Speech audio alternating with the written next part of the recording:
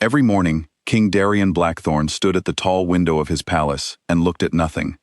His advisors had learned not to speak to him in those early hours.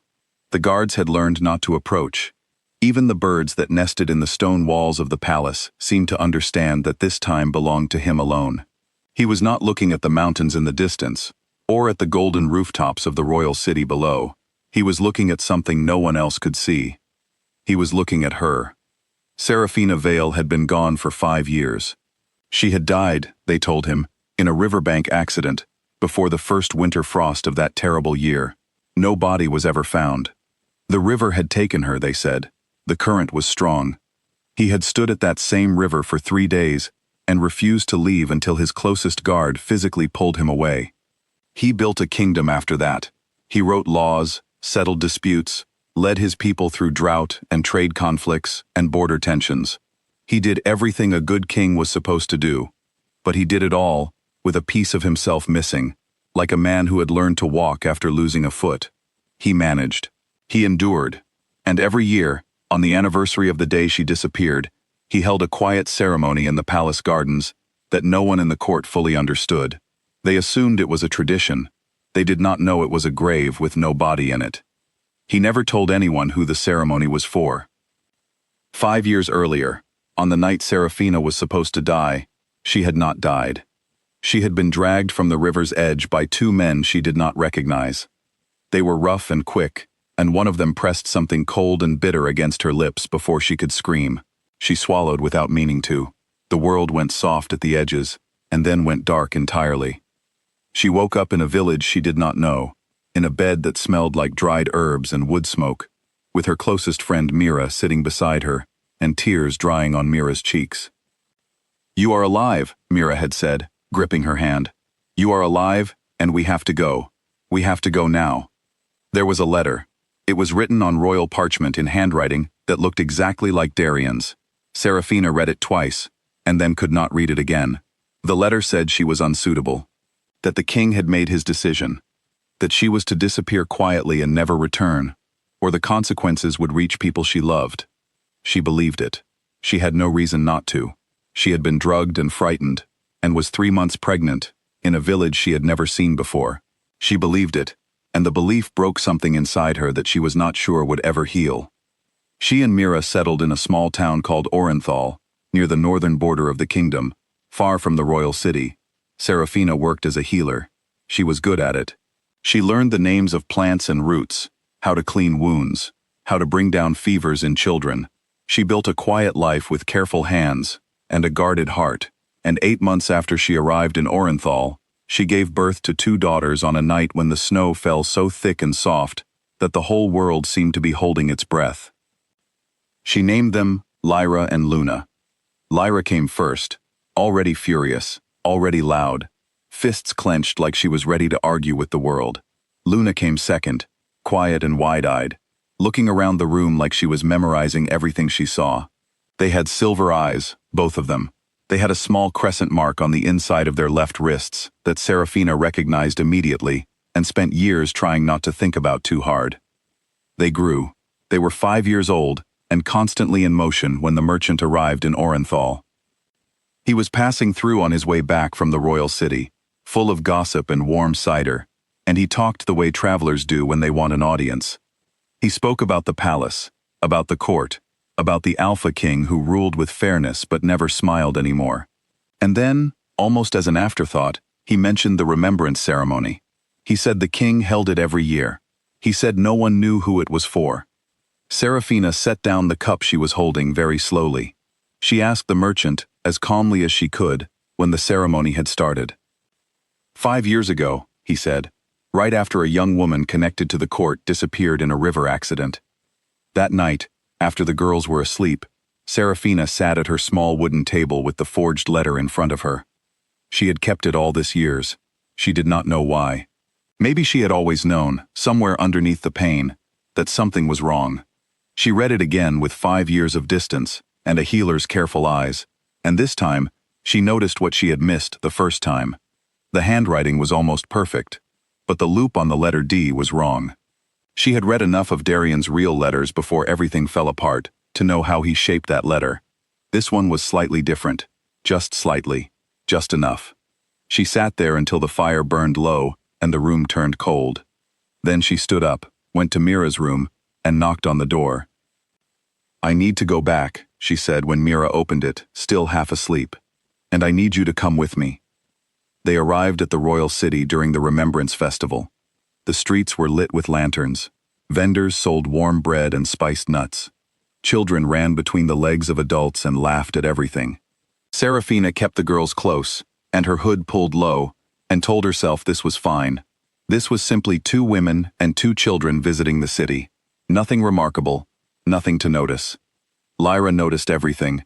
She pointed at the palace towers and said they were crooked. She wanted to know why the guards wore such heavy armor when it looked uncomfortable. She asked a street vendor 3 detailed questions about how he made his bread before Mira gently pulled her away.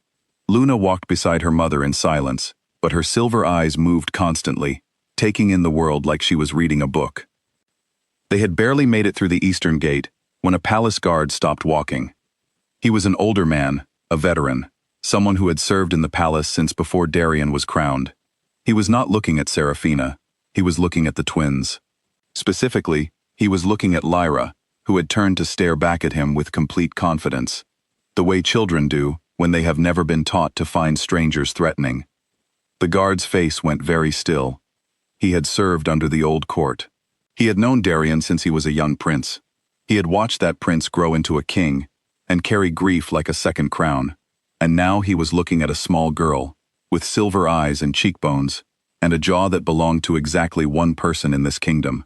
He said nothing. He walked away quickly.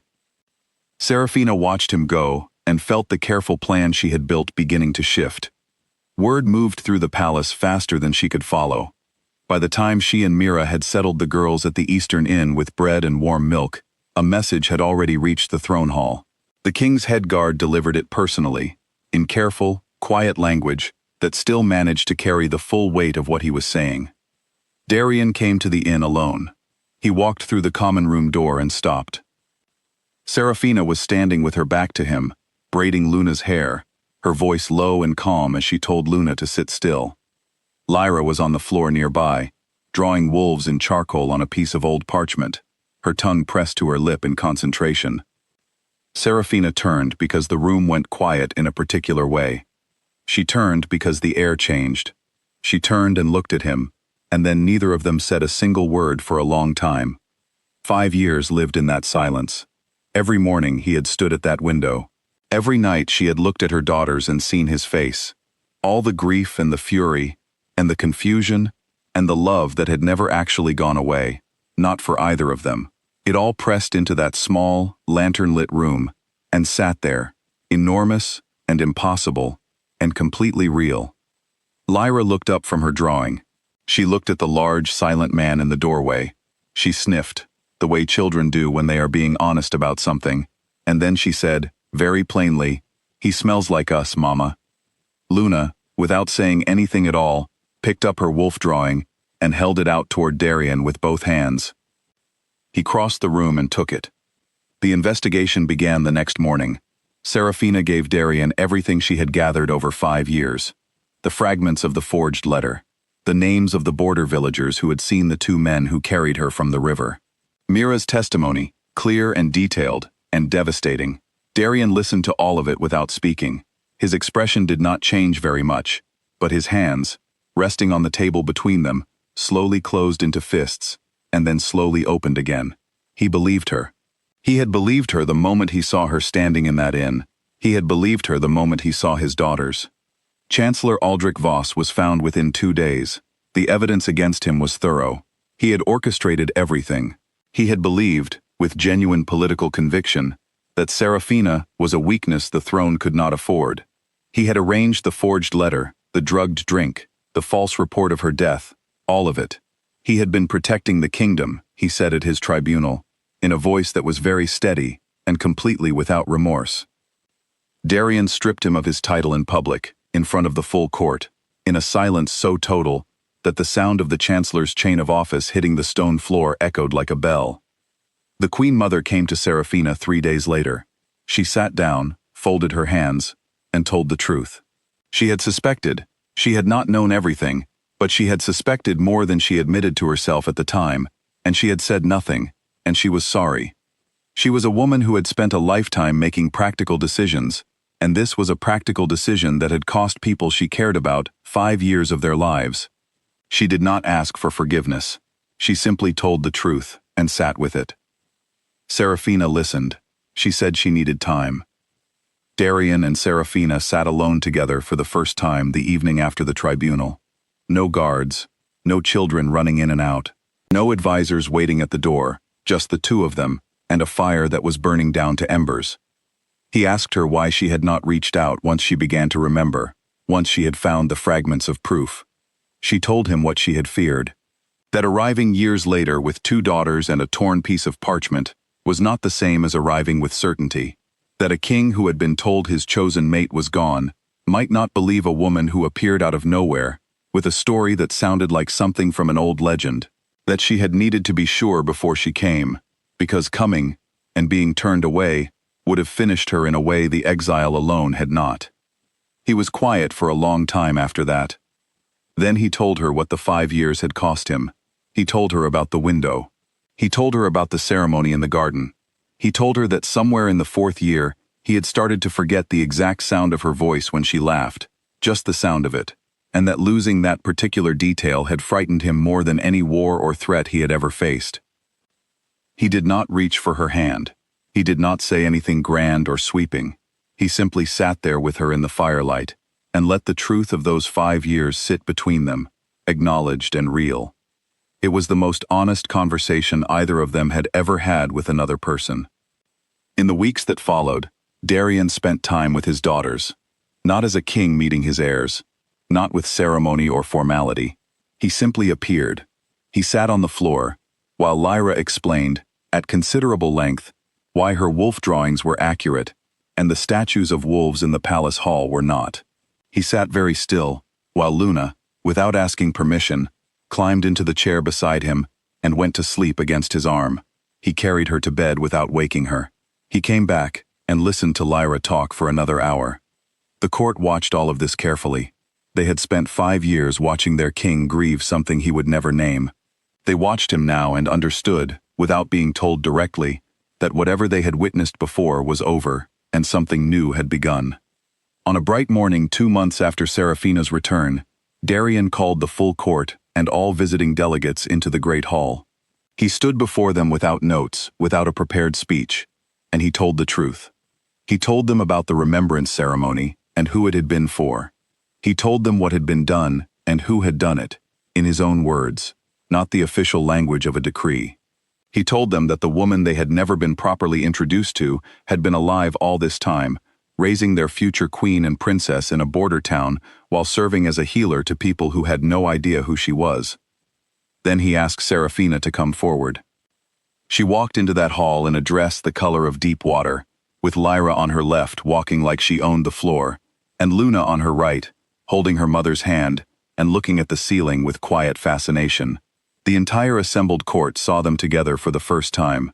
The silence was the kind that happens when a crowd of people all feel something at the same moment, and none of them have words for it yet. Lyra looked around at all of them and said, loudly enough to carry, "There are a lot of people here." Someone laughed. Then someone else did. Then the whole hall did, and somehow that was what broke it open. That small, honest observation from a 5-year-old girl, and the sound of the crowd shifted into something warm and overwhelmed and real. Later, Luna gave her father the second wolf drawing she had made, this one with 4 wolves instead of 1. He put it next to the first one, in the frame above his desk that had held Serafina's portrait for 5 years. The coronation came 8 months after that. Lyra wore her small ceremonial crown at an angle. Luna straightened it without being asked. Serafina stood in the place that had always belonged to her, in a kingdom that had almost lost her forever, beside a man who had spent 5 years standing at a window looking at nothing. He was not looking at nothing anymore. She had not come back from the dead.